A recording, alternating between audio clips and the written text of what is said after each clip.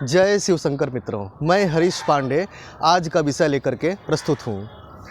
मित्रों, आज का जो विषय है, मैं इस विषय में आपको 3 तरह की जानकारी दूंगा, बहुत ही रोचक जानकारी दूंगा। सबसे पहली जानकारी कि अगर घर में मधुमक्खी अपना छत्ता बना ले तो ये शुभ है या अशुभ है, या फिर घर में मधुमक्खी का आना जाना शुभ है या अशुभ है।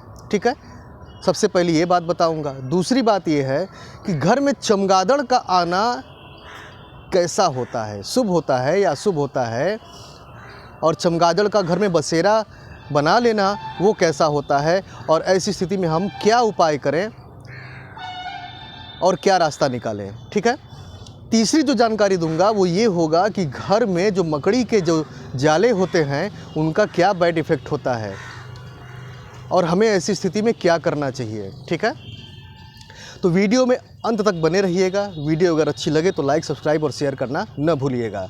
चलिए हम सबसे पहली जानकारी जानते हैं कि मधुमक्खी का घर में आना कैसा होता है। देखिए मित्रों, अगर मधुमक्खी 10 दिन में कभी एक आध बार आपके घर में आ गई, चली गई, तो ये कोई चिंता की बात नहीं है। लेकिन मधुमक्खी आपके घर में रोज़ाना बार बार आ रही है और जा रही है, तो ये किसी प्रकार की होने वाली अशुभ घटना का संकेत होता है कि आपके घर में किसी प्रकार की घटना, अशुभ घटना होने वाली है। तो इस स्तर पर आपको क्या करना है कि सबसे पहले तो आप ये देखें कि मधुमक्खी रोज़ अब घर में ना आने पावे, उसे आप हाँक करके भगा दें। ठीक है, और आप अपने घर का तत्काल शुद्धिकरण कर लें, नमक मिले हुए पानी से घर में पोछा करवा दें। ठीक है, ऐसी स्थिति में उस बला का प्रभाव समाप्त हो सकता है या कम हो सकता है।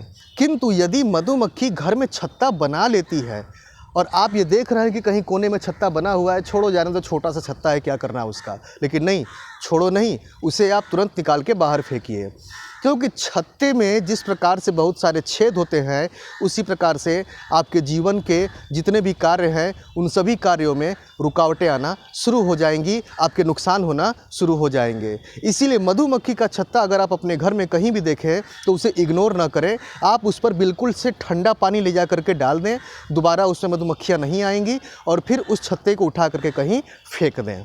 ठीक है, मधुमक्खियों को मारिएगा मत, क्योंकि किसी भी प्राणी की हिंसा जो होती है वो ठीक नहीं होती है। ठीक है, चलिए, एक तो ये मुद्दा हो गया। दूसरा मुद्दा हम आते हैं, चमगादड़ का आना शुभ है या अशुभ है। ये सबसे पॉपुलर टॉपिक है। देखिए मित्रों, एक बात बतला दूं, वैसे तो सामान्य तौर पर चमगादड़ एक अशुभ प्राणी है। अशुभ प्राणी क्यों है? क्योंकि चमगादड़ के पंखों से लेकर नाखूनों में खतरनाक जीव रहते हैं। आप मेरा इशारा समझ सकते हैं, खतरनाक बैक्टीरिया, जीवाणु रहते हैं। तो ये जहाँ भी जाते हैं, अस्थायी रूप से रहते हैं, वहाँ बीमारियों का फैलना तो बिल्कुल तय है। लेकिन शकुन और अपशकुन की दृष्टि से मैं अब बात करूँगा आपसे। ठीक है, तो देखिए, चमगादड़ घर में अगर आ जाए तो ये ऐसे ही नहीं आता, इसके पीछे कोई न कोई बैकग्राउंड में कारण घटना बन रही होती है। 2 सिचुएशन हैं।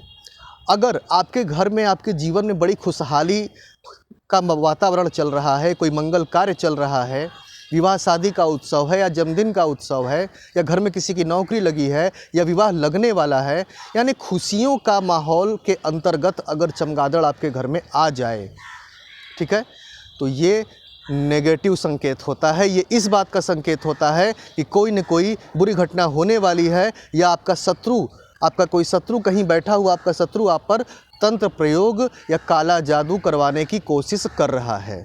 ठीक है, एक ये एक फैक्ट हो गया। दूसरा फैक्ट क्या है कि अगर आप ऑलरेडी तंत्र बाधा से ग्रसित हैं, ठीक है, आप ऑलरेडी तंत्र बाधा से ग्रसित हैं, आपके घर में रोगों बीमारियों का वास है, असफलताओं का वास है, मानसिक तनाव का वास है, आपके घर में कलह कलेश चलते रहते हैं, और ऐसी कंडीशन में अगर चमगादड़ घर में आए और आकर के चला जाए, थोड़ी देर रह करके या उड़ करके चला जाए वापस, तो ये घटना शुभता का संकेत होती है। यहाँ पर इसका ये मतलब लिया जाएगा कि वो चमगादड़ आपके घर की नकारात्मकता को लेने के लिए आया था और चला गया। ठीक, अब तीसरी जो कंडीशन होती है चमगादड़ के मामले में, वो ये होती है कि अगर चमगादड़ घर में आकर बसेरा अगर बना ले, तो ऐसी स्थिति में क्या होता है। मुझसे एक सज्जन आकर के बताने लगे कि उनके घर में एक बार चमगादड़ आया। जब उनके घर में उनके बेटी के विवाह का कार्यक्रम चल रहा था, उस समय में एक चमगादड़ आया और घर के किसी एक अंधेरी जगह पर जा कर के वहीं रोज़ रहने लगा। इन्होंने उसे सामान्य रूप से लिया। उन्होंने कहा एक चमगादड़ है, जीव है, बेचारा जा कर के रहने दो, क्या दिक्कत है। विवाह की व्यस्तता थी, उन्होंने ध्यान नहीं दिया। धीरे धीरे और 2-3 चमगादड़ आकर के वहाँ बसेरा बनाकर रहने लगे और उस पीरियड की जो हुई शादी थी, वो शादी सफल न हो सकी। उनके बेटी का जीवन दुखों से भर गया। तो मित्रों, चमगादड़ का घर में बसेरा बना करके रहना निसंदेह अशुभ है, निसंदेह अशुभ है।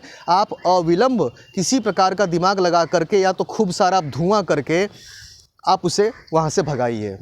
भगाने के पश्चात अब आपको क्या करना है, या तो चमगादड़ आकर के चला जाए या आकर के बसेरा बना ले। ऐसी स्थिति में चमगादड़ों को भगाने के बाद या जाने के बाद आपको क्या करना है कि गौमूत्र लीजिए, उसमें गंगा जल मिलाइए, थोड़ी सी हल्दी डालिए और थोड़ा सा सफ़ेद नमक डालिए। ये सब मिक्स करके उस पूरे जगह पर, हो सके तो पूरे घर में पोछा लगवा दीजिए और पूरे घर में गौमूत्र गंगा जल मिक्स करवा के छिड़कवा दीजिए।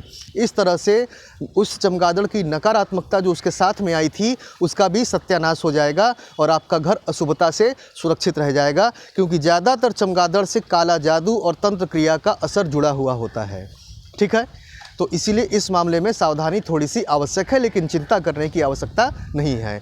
तीसरा मैं आता हूँ पॉइंट कि घर में मकड़ी के जो जाले होते हैं उनका क्या मतलब होता है।